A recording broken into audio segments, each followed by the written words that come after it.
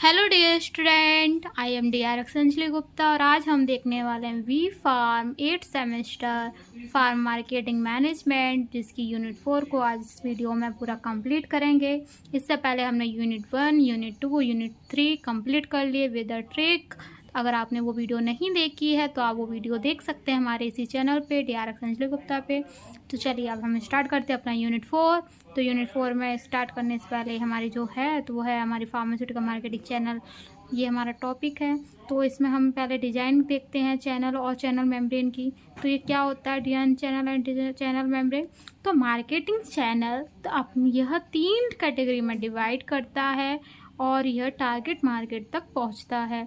और मार्केटिंग में channel communication जैसे कि हमारा कन्वे हो गया और कलेक्शन करना मैसेज को from the wire of the interest with the media ads, जो हमारे मीडिया एड्स हैं उसके साथ में इंटरेस्ट करना वायर से मैसेज कलेक्ट करके। जैसे हमारे हो गए न्यूज़ हो गया, newspaper, radio, television, mails, telephone, magazines, flyer and poster ETC।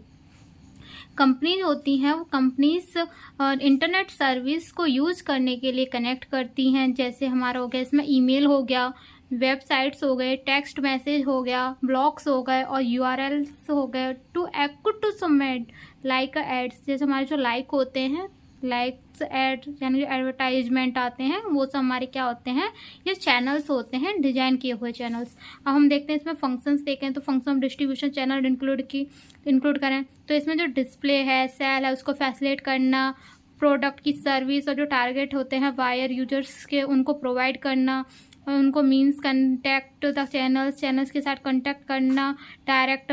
जैसे हमारा इसमें हो गया इंटरनेट, मेल्स और मोबाइल फ़ोन, टेलीविजन और indirect through the distribution, wholesaler and retailer. क्या होता है हम डायरेक्ट देखें तो डायरेक्ट में हमारा इंटरनेट हो गया, मेल हो गया, मोबाइल फ़ोन हो गया, टेलीविजन हो गया। और अगर हम इनडायरेक्टली देखें, ये तो हमारे हो गए डायरेक्ट, और इनडायरेक्ट देखें तो इनडायरेक्ट में हमारा जैसे डिस्ट्रीब्यूटर हो गया, होलसेलर हो गया, रिटेलर हो गए। तो ये होते हैं हमारे इनडायरेक्ट। और डायरेक्ट करें तो डायरेक्टली हमने उसको इंटरनेट में डाला या मेल किया किसी को, और मोबाइल फ़ोन से या टेलीफोन से। तो फिर हम देखते हैं चैनल डिज़ाइन। तो चैनल डिज़ाइन में होती है ये चैनल प्लानिंग की जाती है, इसकी जो स्टेज होती हैं। जैसे इसमें सेगमेंटेशन आ गया, तो सेगमेंटेशन हमारे इसमें आ गई फार्मा कंपनी सेगमेंट और पॉजिशनिंग स्टेज। तो हमारे फार्मा कंपनी सेगमेंट हो गए तो इसमें हमारे आते हैं डॉक्टर, केमिस्ट, हॉस्पिटल्स और नर्सिंग होम्स। और पोजिशनिंग और स्टेज देखें तो इसमें हमारी सर्विस होती है जो ऑब्जेक्टिव करता है हमारे प्रत्येक चैनल एलिमेंट को। फिर नेक्स्ट आती है हमारी इसमें each segment has the different expectation, जिसमें हमारी फोकस टैग आता है। तो फोकस टैग में हमारी आती है जो डॉक्टर्स हैं वो सभी प्रकार के जो टाउन हैं, केमिस्ट जो लोकेटेड होता है मेन मार्केट टू है टाउन्स, और केवल जो हमारे बिग गवर्नमेंट होते हैं और प्राइवेट हॉस्पिटल्स होते हैं उन पर फोकस किया जाता है। डेवलप करता है हमारे राइट चैनल अल्टरनेटिव को, और ये जो भी हमारे आइडिया चैनल पे जो भी हमारे आइडिया होते हैं उसको बनाए रखने के लिए उसको मॉडिफाई करने में रिक्वायर्ड होता है।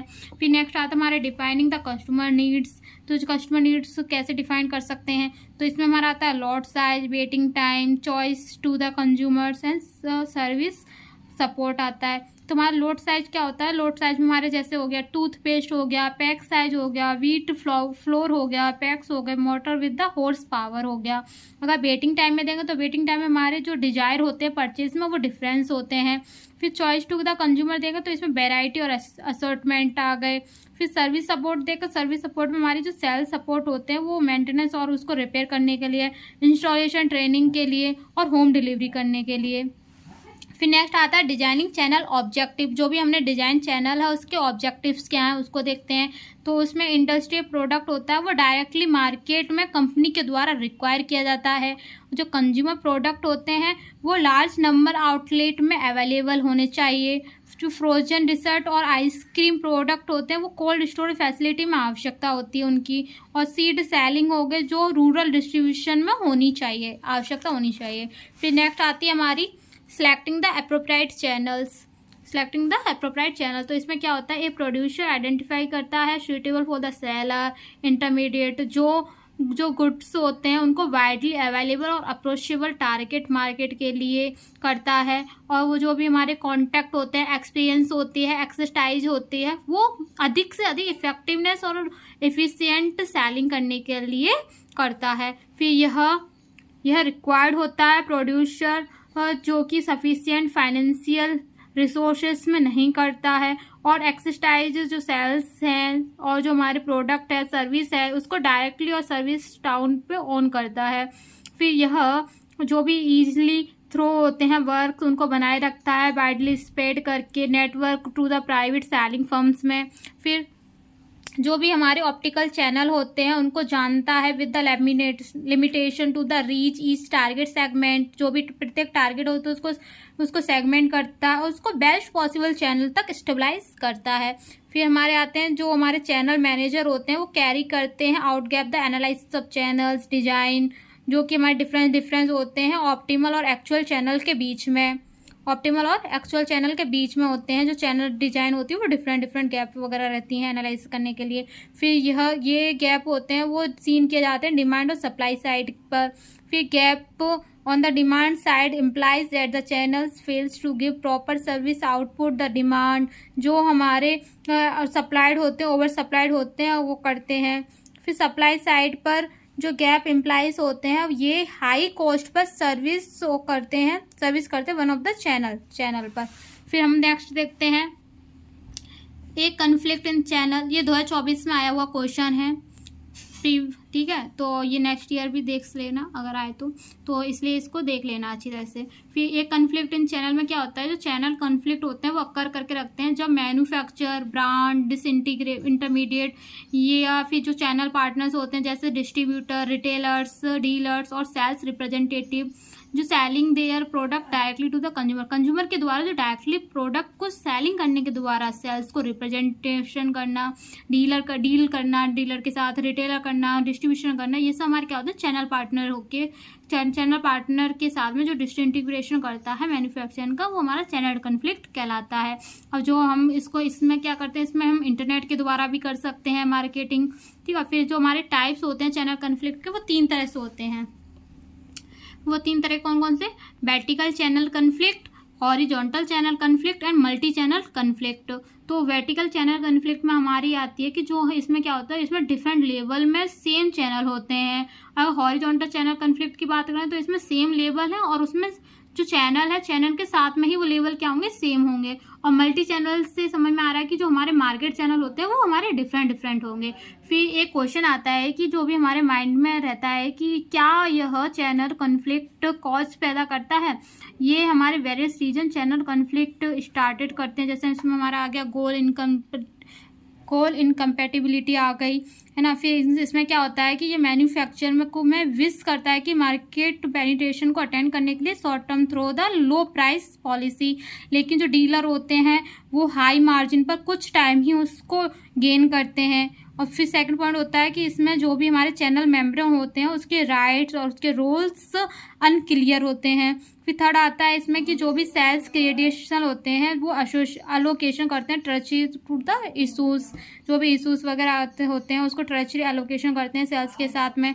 फिर नेक्स्ट आता है हमारा इसमें डिफरेंस परसेप्शन। तो इसमें क्या होता है, यह एंटिसिपेशन प्रोड्यूस करता है, इम्प्रूव करता है इकोनॉमी और उसकी जो डीलर की जो नीड्स है उसको, और कीप हायर इन्वेंट्री करता है। लेकिन इसमें क्या होता है, यह डीलर के साथ में नॉन एक्टिव लीडिंग करता है channel conflict from the intermediates, और यह डिपेंड होता है हमारे मैन्युफैक्चरर्स के साथ में, ठीक है। तो ये हमारा ये वाला टॉपिक हो गया कन्फ्लिक्ट वाला।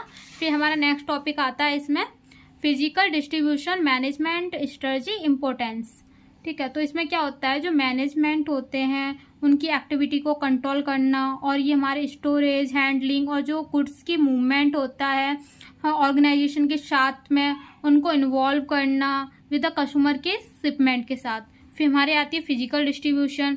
तो फिजिकल डिस्ट्रीब्यूशन में क्या होता है, जो फिजिकल डिस्ट्रीब्यूशन होता है उनकी रेस्पॉन्सिबिलिटी होती है कस्टमर से डिलीवर करने के लिए, और उनको क्या चाहिए, उनका क्या टाइम है, उसका मिनिमम कॉस्ट क्या है, ये सब उसके बारे में बता दें। या फिर हमारे जो ऑब्जेक्टिव हैं इसके, तो डिस्ट्रीब्यूशन मैनेजमेंट में उसकी डिज़ाइन के नंबर्स ऑपरेट करना, उसका डिस्ट्रीब्यूशन सिस्टम और उसके जो भी लेवल है कस्टमर्स के लिए उसको रिक्वायर्ड करना, अटेंड करना और उसको सर्विस प्रदान करना, as well as the least cost.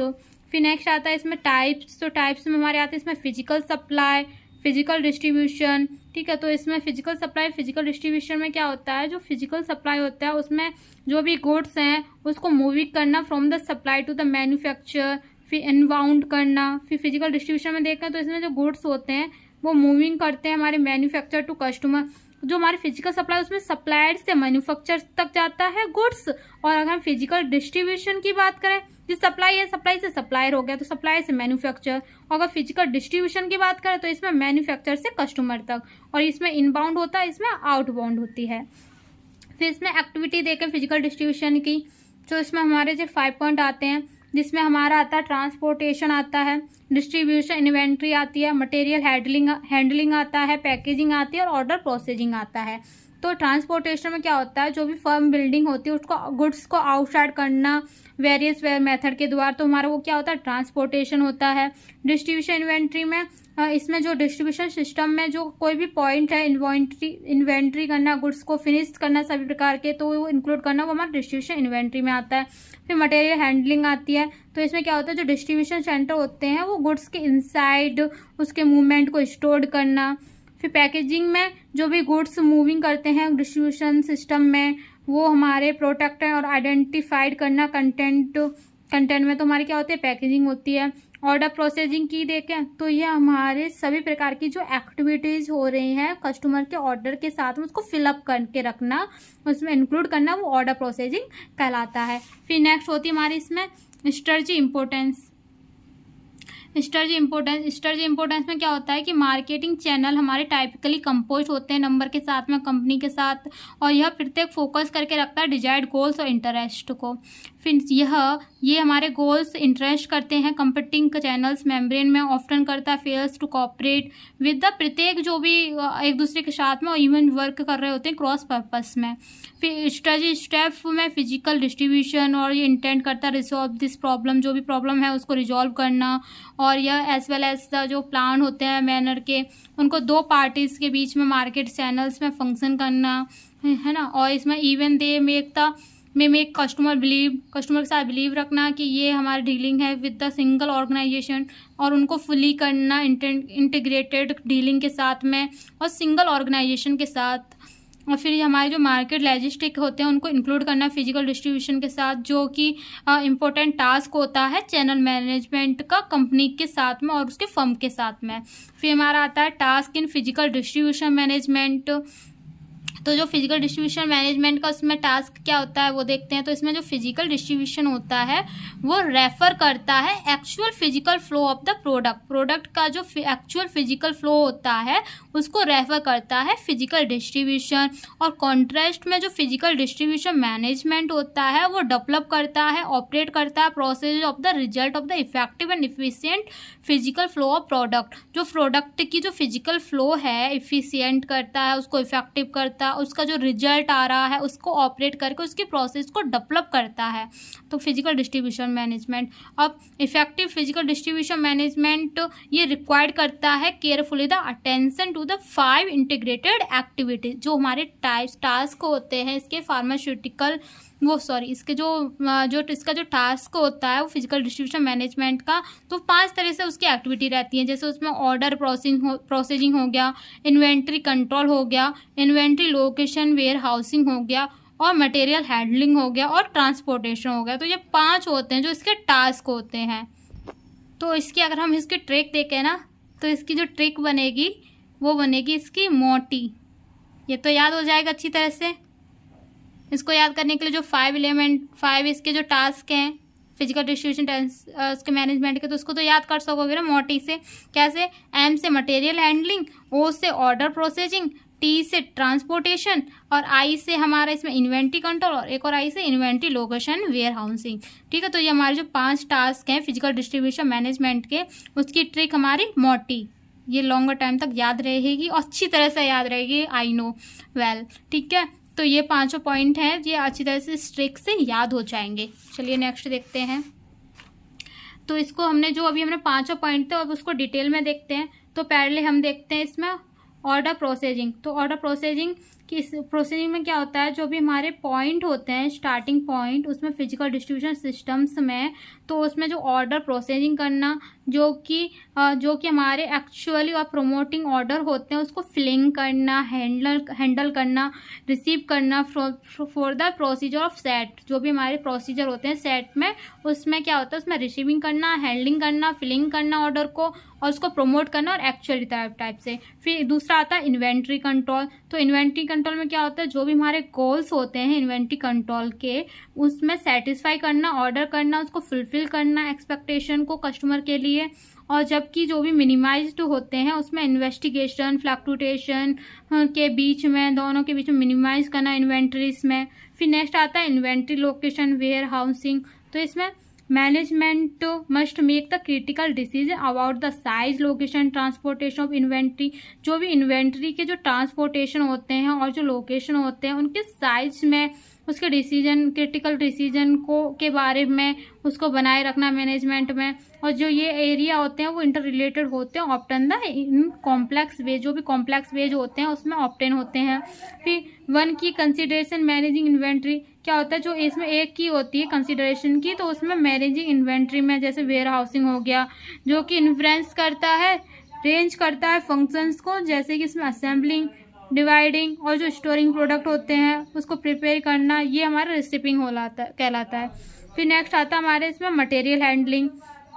तो मटेरियल हैंडलिंग में क्या होता है, इसमें सिलेक्ट करता है प्रॉपर इक्विपमेंट को, फिजिकल हैंडल करता है प्रोडक्ट के साथ में, और इसमें इंक्लूड होता है warehouse, the building itself, और ये मटेरियल्स होते हैं उसको हैंडल करना सब types of physical distribution management के साथ।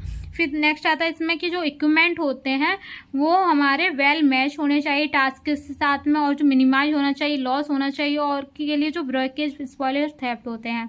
फिर ये हमारे एफिशिएंट इक्विपमेंट रिड्यूस होते हैं हैंडलिंग कॉस्ट में, as well as the time required for the handling करने के टाइम पे क्या होता है, इसमें जो भी टाइम रिक्वायर्ड होता है वो एज वेल एज करके कॉस्टली हैंडल किए जाने चाहिए रिड्यूस करने के लिए इक्विपमेंट में।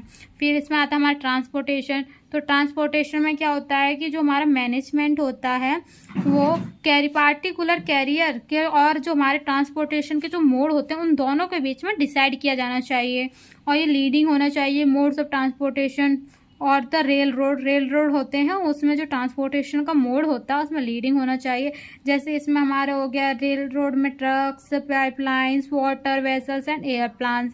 और जो दो या और अधिक मोड्स होते हैं ट्रांसपोर्टेशन के वो यूज होते हैं to move the freight is the term intermodal transportation. और ये अप्रोच होते हैं साइसीज के इंटेंडेंट को एडवांटेज होता है इसका कि मल्टीपल फॉर्म द ट्रांसपोर्टेशन। क्या होता है इसका एडवांटेज होता है कि जो ट्रांसपोर्टेशन होता है वो हमारा मल्टीपल फॉर्म में हो सकता है। फिर नेक्स्ट क्वेश्चन आता है हमारा, नेक्स्ट टॉपिक जो 2024 में भी आया है और इससे पहले भी प्रीवियस ये क्वेश्चन पेपर में भी ये क्वेश्चन देखा गया है, तो यानी कि ये वेरी इंपॉर्टेंट है एग्जाम्स के पर्पस के लिए। तो चलिए अब इसको देखते हैं कि ये क्या है। तो हम इसको प्रोफेशनल सेल्स रिप्रेजेंटेटिव, और क्वेश्चन में पूछा जाएगा इस नेम से PSR को डिटेल में बताइए या PCSR के ड्यूटीज़ को समझाइए, ठीक है। तो ये क्वेश्चन आना ही आना होता है, 10 मार्क्स में, 7 मार्क्स में आता ही आता है, ठीक है। तो अब हम इसको देखते हैं। तो PSR की फुल फॉर्म क्या होती है, प्रोफेशनल सेल्स रिप्रेजेंटेटिव। तो इसमें क्या होता है, जो प्रोफेशनल सेल्स रिप्रेजेंटेटिव होते हैं इनका इंडिविजुअल रेस्पॉन्सिबल होती है किसकी, कि जो हमारे बिजनेस टू बिजनेस सेटिंग में टाइपिकली, और जो कस्टमर की सर्विस है और जो प्रोडक्ट है सेलिंग के लिए और उसको प्रमोट करने के लिए रेस्पॉन्सिबल होती है इसकी PSR की, प्रोफेशनल सेल्स रिप्रेजेंटेटिव की। तो इसमें जो हमारी प्राइमरी गोल होता है इसका वो रिलेशनशिप को बिल्डअप करना, कस्टमर्स की नीड को आइडेंटिफाई करना और जो भी सॉल्यूशन उसको प्रोवाइड करना, मीट दोज द नीड्स, जो भी इनकी नीड्स हैं उनके रिजल्टिंग को सेल्स के रिवेन्यू करना, ग्रोथ को। तो ये क्या होता है हमारा PSR रहता है। अब हम इसकी रेस्पॉन्सिबिलिटी देखें या हम इसकी ड्यूटी देखें PSR की, ठीक है। तो इसमें क्या होता है, इसमें टर्चरी मैनेजमेंट होता है, प्रोडक्ट नॉलेज होती है, कस्टमर रिलेशनशिप आता है, नीड असेसमेंट आता है, sales calls, account management, sales performance, market intelligence and communications, ठीक है। ये हमारे इसमें 9 पॉइंट और एक ये 10 पॉइंट कंटिन्यूस इम्प्रूवमेंट आता है।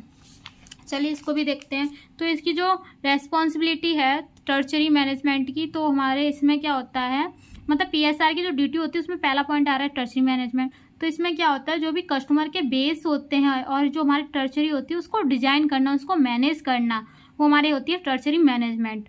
फिर दूसरा आता है प्रोडक्ट नॉलेज। तो इसमें क्या होता है, जो भी प्रोडक्ट है, सर्विस है, उसकी नॉलेज को डेप्थ करना, उसको मेंटेन करना, डेवलप करना, प्रोडक्ट नॉलेज कहलाता है। कस्टमर रिलेशनशिप, यानी कि उसके जो कस्टमर के साथ में रिलेशनशिप है उसके नेचर को स्ट्रॉन्ग करना और उसको बिल्डअप करना, कस्टमर रिलेशनशिप कहलाता है। फिर नीड्स असेसमेंट, यानी कि जो भी हमारे टेलर्ड होते हैं सॉल्यूशन प्रोवाइड करने के और उसके जो कस्टमर्स को आइडेंटिफाई करने के लिए नीड होती है, तो वो हमारी नीड असेसमेंट कहलाती है। फिर सेल्स कॉल यानी कि जो भी हमारी सर्विस है, प्रोडक्ट है, उसको शोकेस करना, प्रेजेंटेशन करना और जो भी मीटिंग है सेल्स के उसको कंडक्ट करना, सेल्स कॉल्स कहलाता है। फिर अकाउंट मैनेजमेंट में क्या होता है, जो भी क्रॉस सेल्स की अपॉर्चुनिटी होती हैं या अप सेल्स होते हैं उसको आइडेंटिफाई करना और जो भी एक्सिटिंग अकाउंट है उसको मैनेज करना, अकाउंट मैनेजमेंट कहलाता है। फिर सेल्स परफॉर्मेंस में जो भी हमारी मैट्रिक्स परफॉर्मेंस होती हैं, सेल्स टारगेट होता है उसको एक्सीड करना, उसको मीट करना,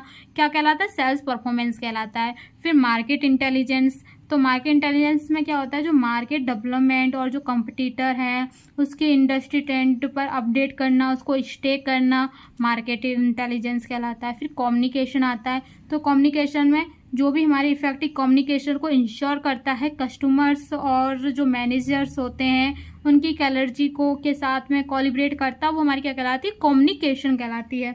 फिर नेक्स्ट देखा जाए तो इसमें कंटिन्यूअस इम्प्रूवमेंट आता है। तो कंटिन्यूस इंप्रूवमेंट में क्या होता है, जो भी स्टेप डेट होती है उसके साथ में product training, industry development, sales techniques continuously improve की जाती है परफॉर्मेंस के साथ, तो हमारी क्या आती है, कंटिन्यूस इंप्रूवमेंट कहलाता है। फिर जो हमारे PSR है उसके बारे में थोड़ा सा कुछ पॉइंट और हैं, जैसे कि हमारे जो PSR होते हैं प्रोफेशनल सेल्स रिप्रेजेंटेटिव होते हैं, वो असेंशियल होते हैं मैनी इंडस्ट्रीज जो इंक्लूड करते हैं फार्मास्यूटिकल, मेडिकल डिवाइसेस, सॉफ्टवेयर और इससे अधिक भी, और ये प्ले करते हैं critical role the driving revenue growth, building customers और loyalty and representing their company brand and values.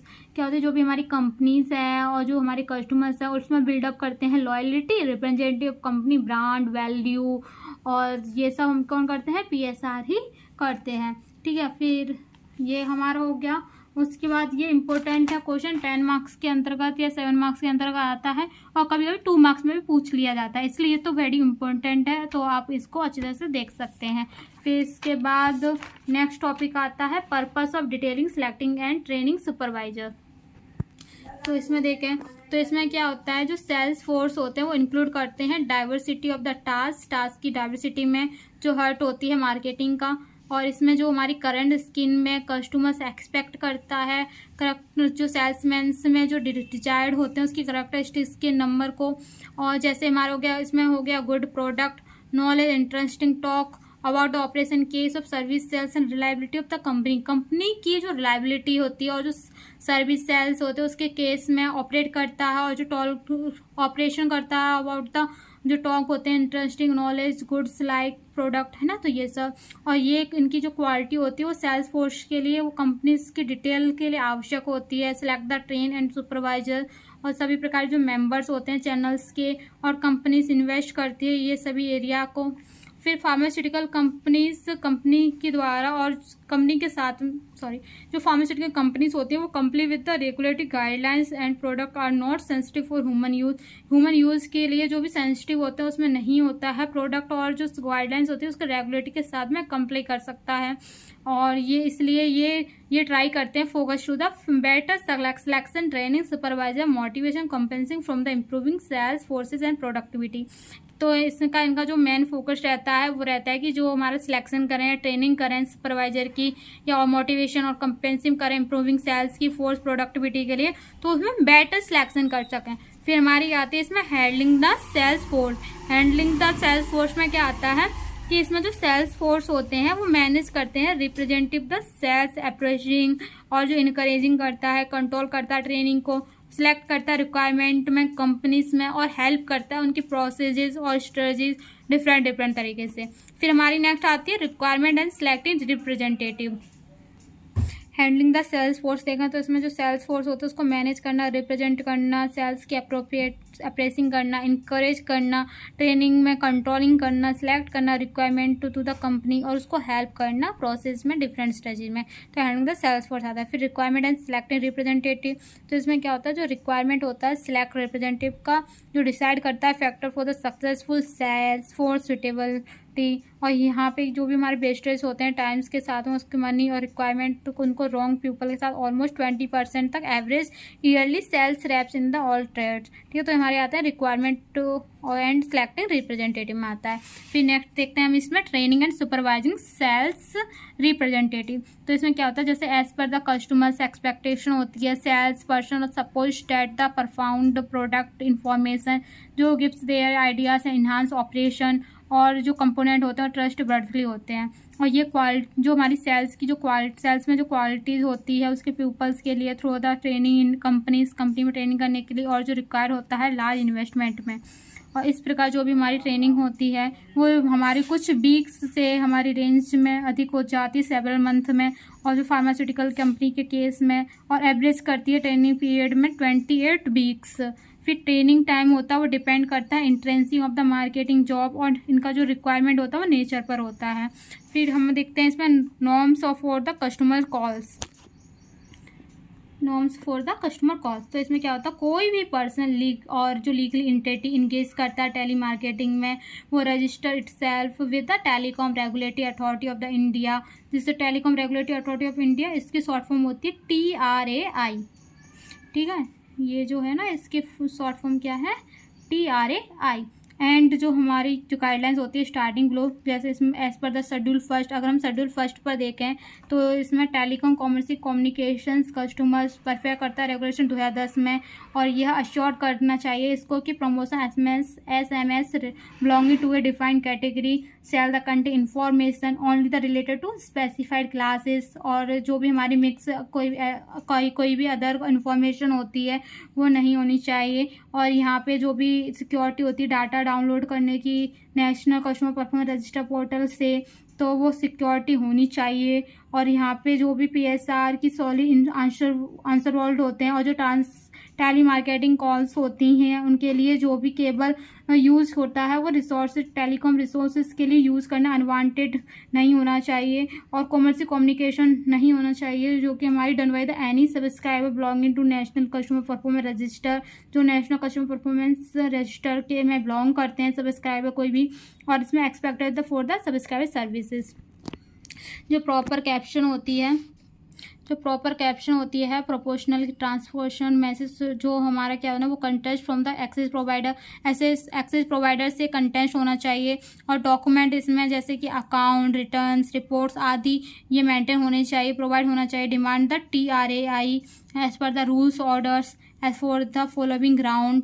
फिर हम नेक्स्ट देखते हैं कि इसमें person availability accessibility for the technical inquiry के लिए जो भी एक्सेसिबिलिटी अवेलेबिलिटी होती है पर्सन में अश्योर करता है, avoid the safety hazard and as per the rules ready रहता है, provide the call data record with the intended periodicity.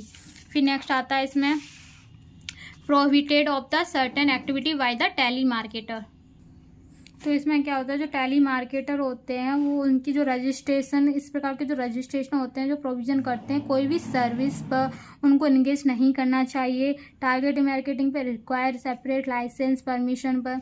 फिर नेक्स्ट आता है इसमें motivating evaluating compression and future prospect of the PSR के लिए जो भी फ्यूचर प्रोस्पेक्टस हैं कंपेंसेशन इवेल्युएट एंड मोटिवेशन। तो इसमें क्या होता है, इसमें पहले हम देखते हैं मोटिवेटिंग सेल्स रिप्रेजेंटेटिव।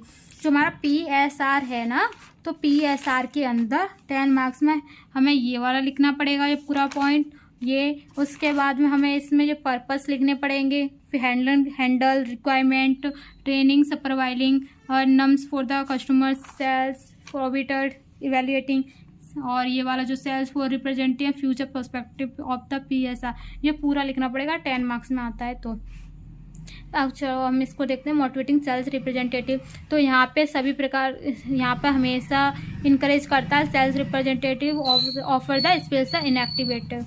फिर यह बिलीव करता है motivating sales peoples give the better effort करता है, परफॉर्मेंस में रिवॉर्ड करता है, सेटिस्फैक्शन करता है। अगर रिसर्च में देखें तो यह ऑब्जर्व करता है highest reward to an employees, जो सैलरी थे और जो हमारे प्रमोशन के द्वारा इंडिविजुअल ग्रोथ और फीलिंग द अचीवमेंट। अगर अदर लेस का इंपॉर्टेंट फैक्टर देखा जाए तो इसमें जो टेस्ट होता है एडमिनिस्ट्रेशन का, सेफ्टी का, क्रेडिट का, वो हमारा लेस अदर होता है। फिर इवेल्युएटिंग सेल्स रिप्रेजेंटेटिव में देखें तो जो एवेल्युएशन करता है सेल्स लुक्स को, फीड फॉरवर्ड एस्पेक्ट जैसे कि कम्युनिकेशन होती है वो मैनेजमेंट के बीच में होती है सेल्स रिप्रेजेंटेटिव करने के लिए, और जो गुड फीड फॉरवर्ड कर सकता है, और ये हमारी गुड फीडबैक होने चाहिए। हो फिर इसमें क्या होता है, इसका जो इन्फॉर्मेशन का जो सोर्स होता है वो इनकेस करता है सेल्स रिपोर्ट और सेल्स पर्सन ऑन रिपोर्ट के लिए, पर्सन ओपिनियन, कंज्यूमर रिव्यू करता है, और जो कंज्यूमर एनालिसिस होता है और जो डायलॉग होता है उनके साथ में रिप्रेजेंटेटिव करता है। रेप्स का मतलब रिप्रेजेंटेटिव। फिर सेल्स रिप्रेजेंटेटिव प्रिपेयर करता है वेरियस द डॉक्यूमेंट, जैसे कि हमारी सेल्स रिपोर्ट हो गया, एक्सपेंस रिपोर्ट हो गया, और reports on the local business और इकोनॉमिक सिचुएशन ETC। फिर हम देखते हैं इसमें सेल्स फॉर रिप्रेशन। ठीक है, तो इसमें क्या होता है, जो भी हमारे कंपेंसी पैकेज होते हैं उसको अट्रैक्टिव पर डेवलप करना चाहिए company to the reps pharma quality and attract करना। और जो कंपनी है वो एस्टिमेट डिफरेंट फैक्टर्स रखता है क्योंकि हमारी सेल्स के लिए फोर्स रिप्रेजेंट। फिर जो हमारे फिक्स्ड अमाउंट होते हैं जैसे कि सैलरी जो हमारी सफिशिएंट फुलफिल करती है हमारी आवश्यकताओं को, ऑफर करते हैं इनकम स्टेबिलिटी को, variability amount in the terms, commissions, bonus, revenue, staining to the motivate to the recognize the effort. जो भी हमारे इफर्ट डालता है रिकॉग्नाइज करना, उसको मोटिवेट करना, स्टार्टिंग करना, रिवेन्यू, बोनस, कमीशन फुलफिल करना। ठीक है, फिर जो हमारे एक्सपेंस होते हैं वो अलाउनेस करते हैं असिस्टेंट सेल्स रिप्रेजेंटेटिव को टू द कंपेंसेशन। फिर जो हमारी कंपेंस होती है वो ट्रैवल करने के साथ साथ जो इंटरिंग करता है बिहाफ द फर्म, जो भी हमारे फर्म है उसमें बिहाफ पर। फिर इसमें आता है future prospect of the PSR, जो भी हमारे PSR हैं उसके जो फ्यूचर प्रोस्पेक्ट करना, यानी कि जो हमारे इसमें देखते हैं तो इंटरनल सेल्स जो होते हैं वो इंक्लूड करते हैं हमारे सेल्स ऑफ द प्रोडक्ट, जो भी प्रोडक्ट की जो सेल्स है उसमें इंक्लूड करना उसकी सर्विस को, और जो किसके द्वारा होता है, यह होता है हमारा working the remotely the representative के द्वारा। फिर यह रिलाइज करता है कॉन्टैक्ट को by the phone and online rather than the meet. और इसमें क्या होता है, जो हमारे प्रेजेंट होता है इसमें इंटरनल सेल्स मार्केट में यह 300% अधिक rapidly than the traditional mail sales में रहता है। फिर हमारे मोबाइल डिवाइस होती है वो न्यू फैसिलिटेट कनेक्ट करके रखती है रिप्रेजेंटेटिव को प्रोस्पेक्ट एनी टाइम के साथ साथ। ठीक है, तो ये हमारे हो गए PSR का। यहीं पर हमारी यूनिट 4 एंड होती है, कंप्लीट होती है। फिर एक बार हम इसको देख लेते हैं फिर से कि हमने यूनिट 4 को क्या क्या पढ़ा था। तो यूनिट 4 में हमने पहले देखा था फार्मास्यूटिकल मार्केटिंग चैनल, जिसमें हमने डिजाइन चैनल, चैनल मेम्ब्रेन देखा। फिर हमने इसके फंक्शंस देखे थे डिस्ट्रीब्यूशन चैनल इंक्लूड करने के। फिर हमने इसमें channel design, segmentation, pharma company segmented और पॉइजनिंग स्टेज। फिर हमने इसमें each segmented has different expectation, focus tag, defining the customer needs, lot size, waiting time, choice of the customer, service support और डिजाइनिंग चैनल ऑब्जेक्टिव्स देखे थे। फिर हमने इसमें देखा सिलेक्टिंग द अप्रोप्रिएट चैनल्स, और उसमें फिर हमने देखा एक कन्फ्लिक्ट इन द चैनल्स, जिसमें टाइप्स ऑफ चैनल कन्फ्लिक्ट थे जो 3 तरह से थे, vertical channel, horizontal channel, multi channel. फिर हमने इसमें गोल इनकम्पेटिबिलिटी देखी थी, अनक्लियर रोल्स देखे थे, इश्यूज देखे थे, इसमें डिफरेंस पार्टिसिपेंट देखा था 4 पॉइंट।